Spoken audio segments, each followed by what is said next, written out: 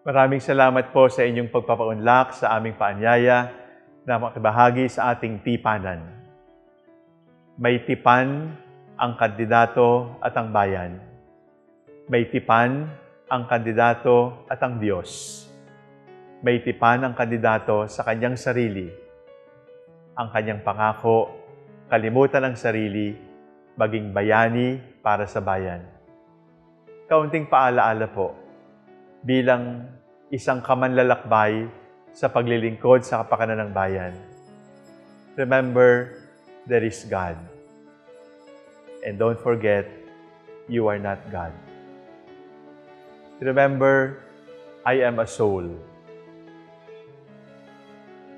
Keep your body beautiful. Keep your face attractive. But please make sure your soul is more beautiful than your body. Your soul is more pure, more orderly than your face. Remember the poor, because in remembering the poor, you remember God. Tandaan po ninyo, ang larawan ng dukha, ang kauna-unahang mukha ng ating Panginoong Hesukristo. At ang pagbubulag-bulagan sa kanila ay pagbubulag-bulagan sa pagdalaw ng Diyos sa ating pamayanan. Alalahanin po ninyo, ang lahat ay pansamantala. Alalahanin po ninyo, tayong lahat ay katiwala. Hindi tayo ang may-ari. At ang lahat ng ating pinanghahawakan, ang lahat ng ito ay maglalaho, ang lahat ng ito ay mawawala. At kapag dumating na yung pagkakataong haharap na tayo sa Diyos, hindi natin madadala ang boto, hindi natin madadala ang posisyon. Ang dadalhin lamang natin sa harap ng Diyos ay ang sagot sa kanyang katanungan, ikaw ba ay nagmahal?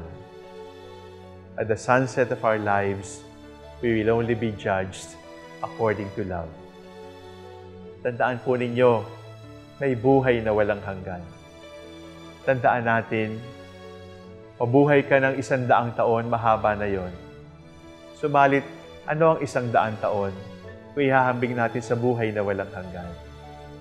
Huwag natin kalilimutang tayong lahat may ugat ng kasalanan at kailangan tayo magbantay. Subalit kung sakaling mayroong pagkakataong tayo ay nadapa, remember, God is rich in mercy. At hindi magkukulang ang Diyos sa isang tao, sa isang nilalang na humihingi ng tawad sa kanyang pagkakasala. Mga minamahal kong kapatid, kamanlalakbay, tayo pong lahat umaasang makapaglingkod sa bayan. Ang paglilingkod sa bayan ng tapat at totoo ay paglilingkod sa Diyos. You can be a saint. You can be a saint in the city hall. You can be a saint in the provincial capital. You can be a saint in Congress and Senate.